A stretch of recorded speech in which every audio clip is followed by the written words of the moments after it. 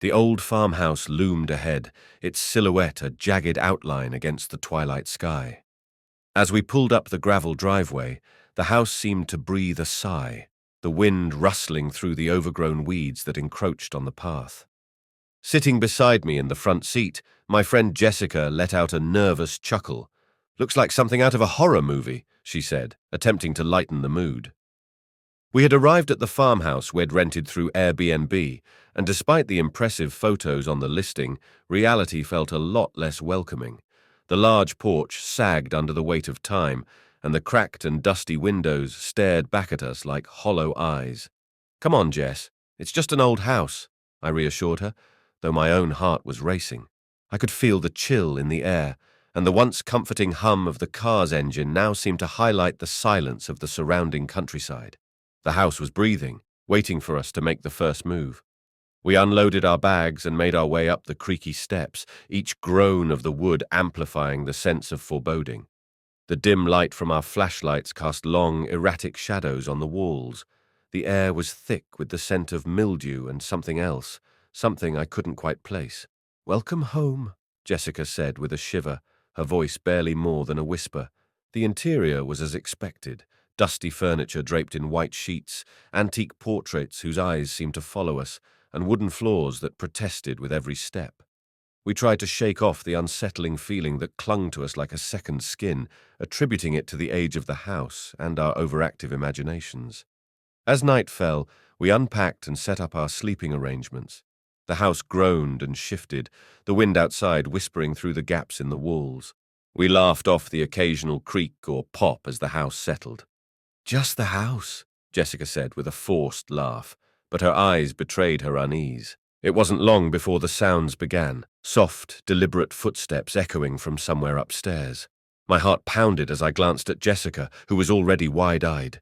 "Did you hear that?" I asked, my voice barely above a whisper. "Yeah," she replied, her face pale. "It's probably just the house settling, right?" We tried to dismiss the noises, but the creaks grew louder, more rhythmic, almost as if someone or something was pacing the upper floor. I tried to focus on our plans for the next day, but sleep eluded me as every tiny sound seemed to amplify in the dark. Eventually, exhaustion overcame us, and we drifted to restless sleep, the footsteps continuing their eerie cadence. As I lay in bed, I couldn't shake the feeling that we weren't alone, that something unseen was watching us, waiting. And so, the first night in the old farmhouse ended with an uneasy calm, the shadows outside stretching long and thin, as if the house itself was waiting for dawn to reveal its secrets. The day had been long and filled with the tedious work of unpacking and arranging our belongings. Jessica and I were eager to settle in, hoping the farmhouse's charm would overshadow its age. We'd chosen this remote retreat to escape the chaos of city life. But as night began to fall, the house's true nature started to reveal itself. As the sun dipped below the horizon, an uneasy silence settled over the house, the kind that makes your skin crawl. We tried to push away the creeping sense of dread and sat down for dinner in the kitchen. The ancient, creaky table groaned under the weight of our modest meal, and the flickering light from the old chandelier cast long, erratic shadows on the walls. Jessica's attempts at conversation were met with distracted replies as my eyes darted toward the windows. The night outside was unnervingly still, not a breeze stirring the leaves of the overgrown trees. I couldn't shake the feeling that we were being watched. We finally decided to retire early, hoping a good night's sleep would dispel the day's tension. The old wood groaned under our weight as we climbed the narrow staircase to the second floor. The house seemed to be alive, each creak and moan a reminder of its age and, perhaps, its secrets. Jessica and I chose bedrooms at opposite ends of the hall, hoping for a bit of solitude. I could hear her settling in next door, the soft rustling of sheets, but my attempts to sleep were met with growing anxiety. Just as I was drifting off, I heard it, a faint, deliberate sound of footsteps, like someone pacing back and forth on the floorboards below. My heart raced as I strained to listen. It was too rhythmic to be the house settling, too consistent. I shook off the covers and tiptoed to the window, peering out into the darkness, but saw nothing but the impenetrable black of the night. I lay back down, trying to convince myself it was just nerves. but the footsteps persisted, growing louder and more pronounced. Each time I tried to convince myself it was just the house, the sounds would shift or intensify, keeping me on edge. My phone's dim light illuminated the room as I checked the time, nearly midnight. Unable to bear it any longer, I knocked softly to Jessica's room. When she opened the door, her face mirrored my confusion and fear. We both listened in the silence, trying to locate the source of the noise. It was as if the house was taunting us, offering no solace. "Are you hearing that too?" Jessica whispered, her eyes wide. "Yeah," I replied, my voice barely above a whisper. "It's coming from downstairs." We decided to investigate, our flashlights cutting narrow beams through the pitch-black house. Every creak of the stairs beneath our feet seemed louder than before, amplifying our anxiety.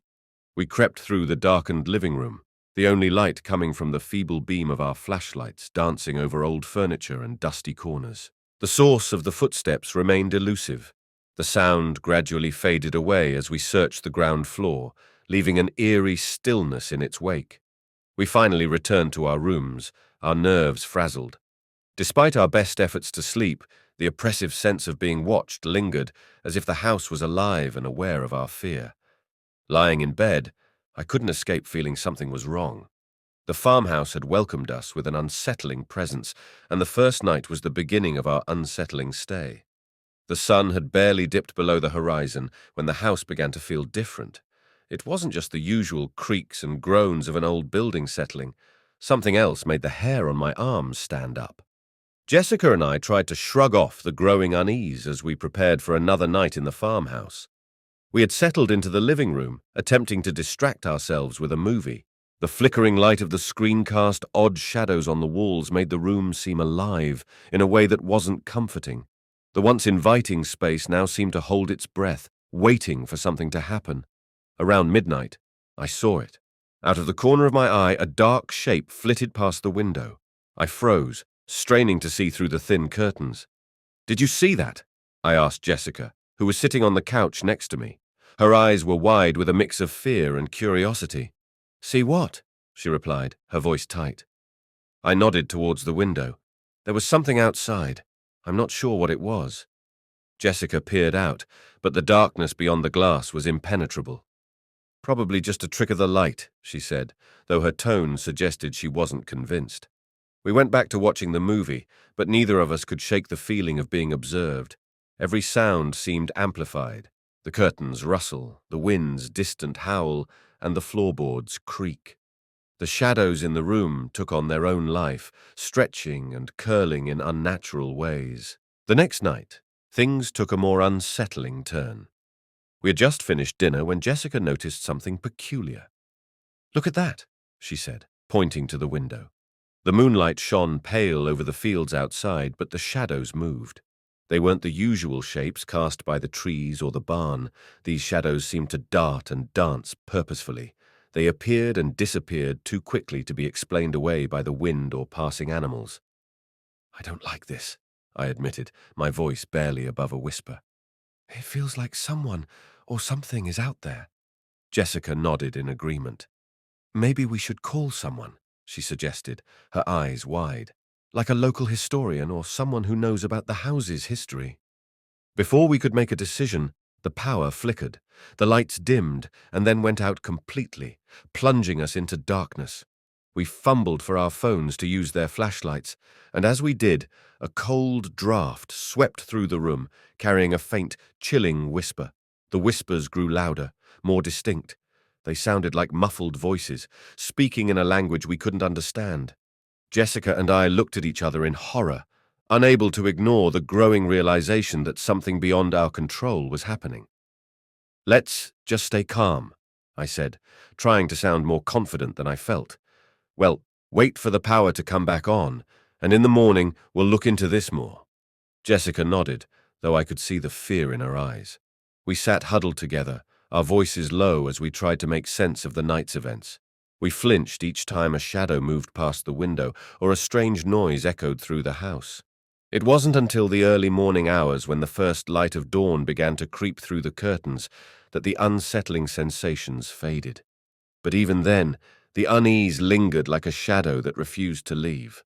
As we prepared for bed, we couldn't shake the feeling that whatever was haunting the farmhouse had just begun to reveal itself. The atmosphere in the farmhouse had changed. What started as odd sounds and fleeting shadows had become more unsettling. By the third night, I couldn't shake the feeling that we were no longer alone in the house. It was as if a presence had settled in with us, making its discontent known through subtle yet disturbing ways. Jessica and I had just finished dinner, and we were lounging in the living room, trying to relax with a movie playing on the old TV. The flickering screen cast dancing shadows on the walls, adding to the uneasy ambience. I was reaching for a popcorn bowl when I noticed something move out of the corner of my eye. I glanced at the shelf where we had placed a stack of books. One of them, a thick, leather-bound volume, had fallen to the floor. "Did you see that?" I asked, my voice barely above a whisper. Jessica was already standing, her eyes wide with fear and curiosity. "It just fell," she said, bending down to pick it up. But as she did, the light bulbs overhead flickered. At first it was subtle, just a quick blink that could be dismissed as a power surge, but the flickering grew more erratic, as if the electrical system was struggling against some unseen force.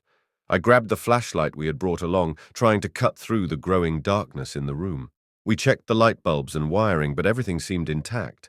"It's probably just old wiring," I said, though my voice lacked conviction.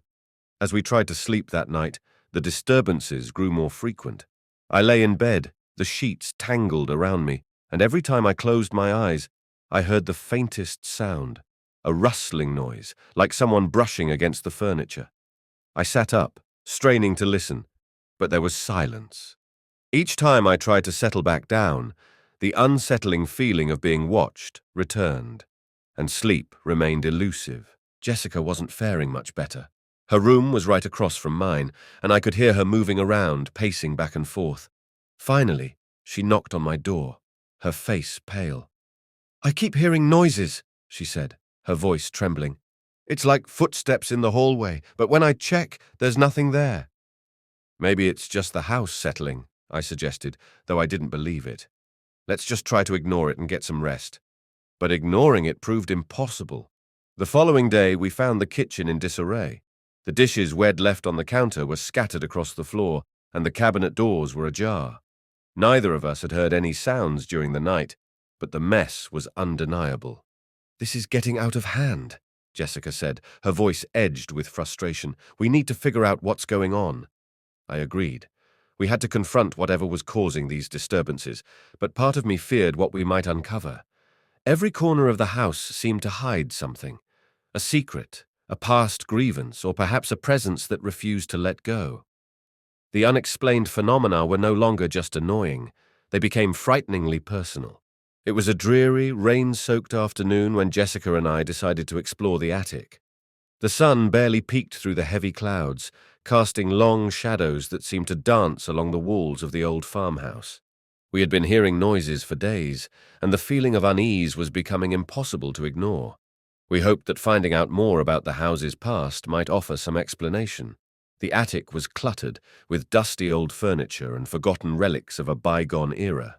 A dim light bulb flickered overhead as we began sifting through piles of old boxes and trunks. Each item we touched added to the house's weighty atmosphere. Jessica unearthed a stack of yellowed papers tied with a fraying ribbon. "Hey, look at this," she said, her voice barely more than a whisper. I walked over, my curiosity piqued. The papers were old records detailing the history of the house and its previous occupants. As we carefully unfolded each document, a chilling story began to emerge. According to the records, the Thompson family once owned the house. They had moved in during the early 1900s, seeking a peaceful life away from the city. But peace was not meant to be. In the documents, we found accounts of an argument between Mr. Thompson and a neighboring farmer. The feud had escalated until one night when the argument turned violent. The police report described a brutal confrontation that ended with Mr. Thompson's death. His wife and children were left in shock and grief, and the house quickly fell into disrepair after the tragedy. Jessica's hands shook as she read aloud from one of the reports. It says here that after the incident, there were reports of strange occurrences, whispers in the night, unexplained noises, and sightings of shadows moving on their own. It's like everything we've been experiencing. I nodded, my stomach knotting, realizing that the disturbances were not merely a figment of our imagination. The house's dark past seemed to manifest in our present, as if the spirits of the Thompson family were still trapped here, unable to find peace. We continued to dig through the attic, uncovering more details about the tragedy's aftermath. The Thompsons' belongings were left behind in a rush, and their lives were abruptly cut short. Old photographs showed a family that was once full of joy, but forever marked by sorrow. A sense of dread settled over us as we pieced together the story. Knowing the tragedy made the house's eerie noises and strange occurrences feel even more sinister. It wasn't just an old house with creaky floors and flickering lights. It was a place haunted by real suffering. We decided to take the records downstairs, hoping that sharing what we'd discovered might help us make sense of our experiences. The information felt heavy, like a burden we couldn't shake off. It was clear now that the house was more than just a setting for our unsettling nights. It was a place where past horrors were alive. Jessica and I sat down with the documents spread out before us, both lost in thought. The house seemed to grow colder, the shadows longer, as if acknowledging our discovery. It was clear that the spirits of the Thompsons weren't merely haunting the house. They were reaching out, desperate for someone to understand their story. The night was colder than usual, and the house seemed even more foreboding as we set up for the séance. Jessica had found a few articles online about communicating with spirits, and despite my skepticism, I agreed to try it. Maybe we were missing something, some explanation that would make sense of all the strange occurrences. We arranged the candles in a circle on the living room floor, their flickering flames casting long dancing shadows on the walls. The room was dim, with only the soft light from the candles illuminating our faces. I took a deep breath, trying to steady my nerves, while Jessica read aloud from a paper she had printed. It was a script to invite any spirits present to communicate with us. "I call upon any spirit who dwells in this place to come forward." Jessica's voice was steady, but I could hear the underlying tremor. "We wish to hear your story and understand why you remain." A silence settled over the room, heavy and oppressive. I glanced at the old clock on the wall. Its ticking seemed louder than usual, almost as if it were mocking our attempts. The cold draft that had become a nightly visitor made the flames of the candles flicker erratically, casting strange shapes across the room. "Is there anyone here?"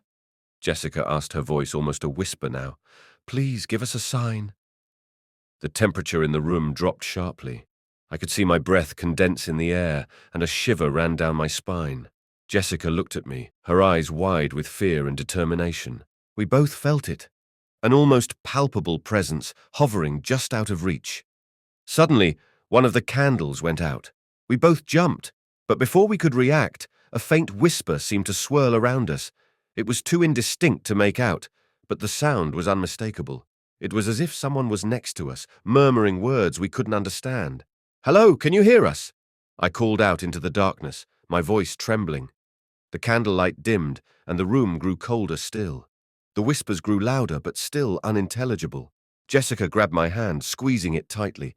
Her eyes were wide, searching the room's dark corners for any sign of the source. "Are you trying to tell us something?" she asked, her voice breaking slightly. The room seemed to respond with a sudden gust of wind that extinguished the remaining candles.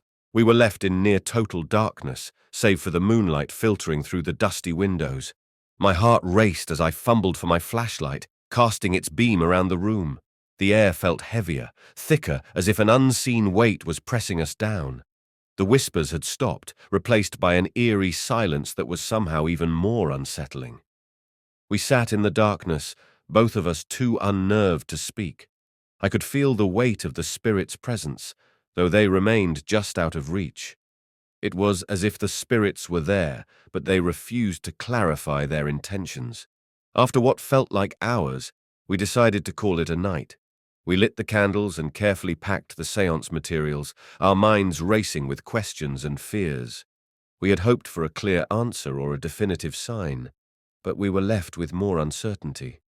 The séance had not provided the closure we had hoped for, but it had undeniably deepened the sense of dread that hung over the farmhouse. The room was dimly lit, the only illumination coming from a handful of flickering candles we had arranged in a circle. I glanced around at my friends, Jessica, Dave, and Laura, who looked more nervous than I felt. Cleansing the house felt both ominous and oddly comforting, like we were finally taking control of the unsettling forces that had plagued us since our arrival. We had spent the morning researching local customs and traditions for dealing with restless spirits. From what we gathered, a ritual using sage and salt was a standard method to bring peace to troubled souls. Jessica and I had made a trip to the local occult shop, where we bought a bundle of white sage and a small container of salt, hoping they would be enough to dispel the uneasy presence that had become an unwelcome guest in our lives. As I prepared to light the sage, Dave cleared his throat, drawing my attention. "Are we sure this is going to work?" he asked, his voice tinged with skepticism. "I mean, all this seems a bit, theatrical." Laura, who had been eerily quiet since we arrived, nodded in agreement.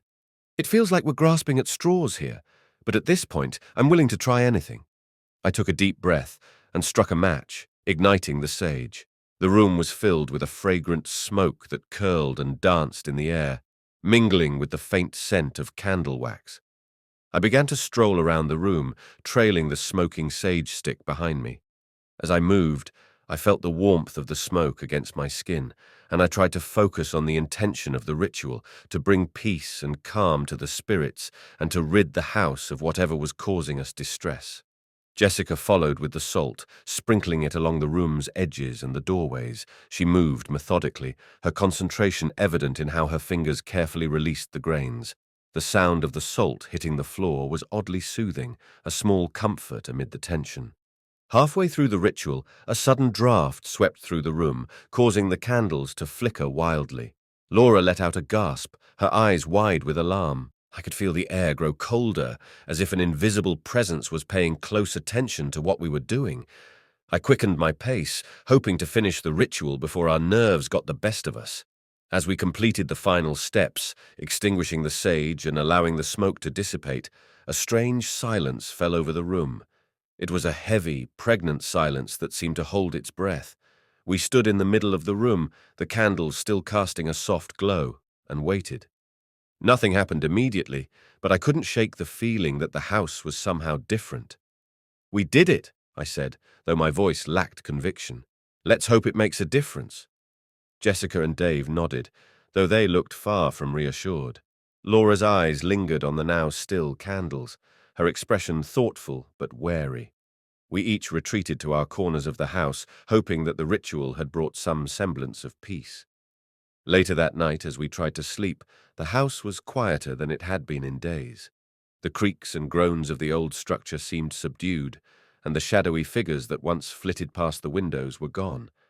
Despite this, a lingering unease remained, a constant reminder that while we had attempted to soothe the spirits, the fear and uncertainty were far from over. I woke up to a cold spot on my side of the bed. A frigid, unnatural chill seemed to seep through the sheets. Groggy and disoriented, I turned to Jessica, who was still asleep. I couldn't shake the feeling that something was off. I tried to ignore it, but the cold lingered. Later that day, Jessica and I were in the kitchen, trying to make a meal. The atmosphere felt heavier than usual, and I noticed her shivering despite the warm room. I asked if she was all right, but she brushed it off, saying it was just the drafts from the old house. We were in the middle of preparing lunch when I heard a faint whisper. It was so soft that I almost thought I'd imagined it. I looked over at Jessica, who was busy with the stove. Her expression was one of deep concentration, so I knew she hadn't heard it. As we sat by the fireplace that evening, the whispers became more persistent. I could make out a few words, though they were still too faint to understand. I asked Jessica if she had heard anything unusual, but she shook her head.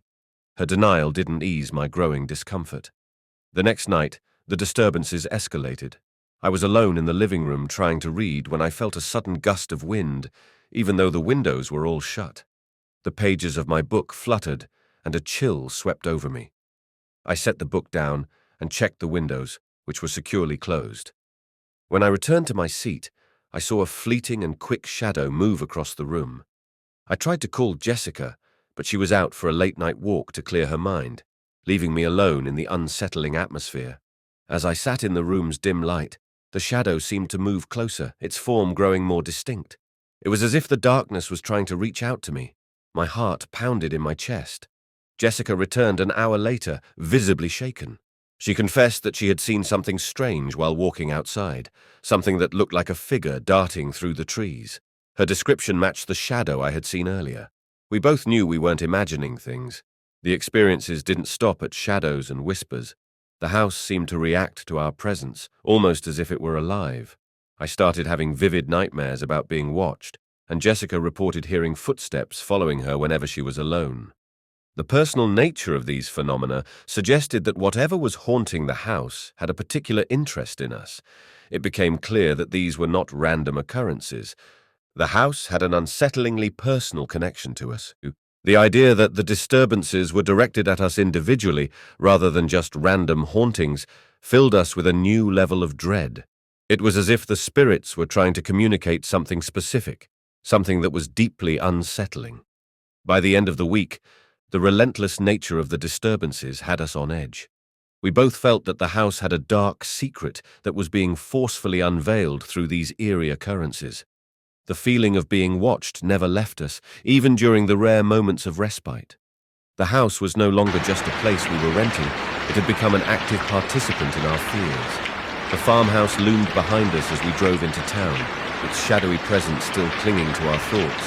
Jessica and I were determined to find answers, so we headed to the local library, hoping to uncover more about the house's dark past. The town was small, and everyone seemed to know everyone else, which could be a blessing or a curse. We approached the library with hope and apprehension, unsure if we were ready to face what we might discover. Inside, we were greeted by a woman with silver hair tied back in a tight bun. Her name was Mrs. Henderson, and she was the town historian. After explaining our situation, she looked at us with curiosity and concern. "Well, I can tell you that this town has seen its fair share of strange happenings," she said, leading us to a dusty library section. Mrs. Henderson pulled out an old ledger, its cover worn and pages yellowed with age. "This is the local archives. It contains records of notable events. From what I remember, your farmhouse has quite a history." She flipped through the pages, her fingers tracing the faded ink until she found what she was looking for. "There was a tragic incident at your farmhouse back in the 1920s, she began, her voice steady but tinged with gravity. "A family was living there, a husband, wife, and young daughter. They were well regarded in the community until one fateful night when things turned dark." Jessica and I exchanged glances, our hearts racing as Mrs. Henderson continued. "The husband was found dead in the barn, apparently murdered. The wife was accused of the crime and was never seen again. The daughter disappeared shortly after, and though there were searches, no trace of her was ever found." I could feel a chill creeping over me. "What happened to the house afterward?" Mrs. Henderson sighed. "It was abandoned for many years. The few people who lived there after that reported strange occurrences, but no one stayed long. Some say the family's spirits still linger, seeking justice or closure. It's possible that what you're experiencing is tied to the unresolved tragedy." Jessica's voice was barely above a whisper. "What can we do to help them find peace?" Mrs. Henderson's eyes softened. "You could try a cleansing ritual, but it's ineffective. Sometimes the spirits need something more, perhaps an acknowledgement of their story or a gesture to honor their memory." We thanked Mrs. Henderson and left the library with heavy hearts. The information was both enlightening and terrifying. It was clear that the farmhouse's restless spirits were not just figments of our imagination, but had a tragic past that continued to haunt them. Back at the farmhouse, we felt the weight of what we'd learned. The thought of the murdered husband and the missing daughter added a new layer of sadness to the fear we'd been feeling. The house seemed to be watching us more intently than ever, as if the spirits knew we were trying to understand their plight. We spent the night discussing our next steps. The idea of leaving crossed our minds, but we were determined to make things right. Whatever it took, we knew we had to find a way to honor the family's memory and hopefully bring some semblance of peace to the restless spirits that continued to haunt the old farmhouse. We left the farmhouse in a hurry, the sun barely peeking over the horizon as we drove away. Despite the clear, crisp morning, a shroud of dread hung over us. The miles we put between ourselves and that old house didn't seem to ease the tightness in our chests. Jessica and I were quiet, each lost in our thoughts, trying to understand what we'd experienced. Back in the city, life resumed its usual pace, but the shadows of the farmhouse seemed to follow us. Every time I walked into a dark room, I felt a shiver run down my spine. Nightmares plagued my sleep, vivid, unsettling dreams where the farmhouse loomed and unseen eyes watched my every move. The sound of footsteps echoing in the quiet of my own home seemed to mock me, a cruel reminder of our stay in that sinister place. Jessica fared no better. She started avoiding her usual hangouts and preferred to stay indoors. She mentioned feeling the presence of something or someone every time she turned off the lights. When we dared to talk about the farmhouse, our conversations were fraught with tension. We'd recount the events, trying to find rational explanations, but deep down we both knew something was wrong. The local historian's warning echoed in my mind. Had we made a grave mistake by staying? We tried to rationalize our experiences, but no amount of logic could entirely dispel the fear. Every creak in the house, every gust of wind seemed to bring back the feeling of being watched, of something lingering just out of sight. I constantly checked over my shoulder, even in the safest places. The memories of those shadowy figures and the cold spots appearing out of nowhere seemed to imprint on my psyche. I could no longer look at dark corners without imagining something lurking there. Jessica suggested we visit a therapist, hoping to get some help with our lingering anxieties. It seemed like a good idea. After all, it was just a house, right? But even as we spoke to the therapist, I could see that the memories were not so quickly dispelled. Our fears and anxieties were real, and unease remained despite our best efforts. It's been weeks since we left the farmhouse, and while our lives have returned to a semblance of normalcy, the echoes of that place still haunt us. The sense of being watched, the nightmares, and the unexpected chills have become a part of our daily lives. We've tried to move on, to put the experience behind us, but the fear lingers like a ghost that refuses to depart. Even now, when I think back to that old farmhouse, I can't shake the feeling that we didn't leave it behind. The past seems to cling to us, and no matter how much time passes, the shadows of our experiences stretch across our lives, reminding us that some things are not easily forgotten.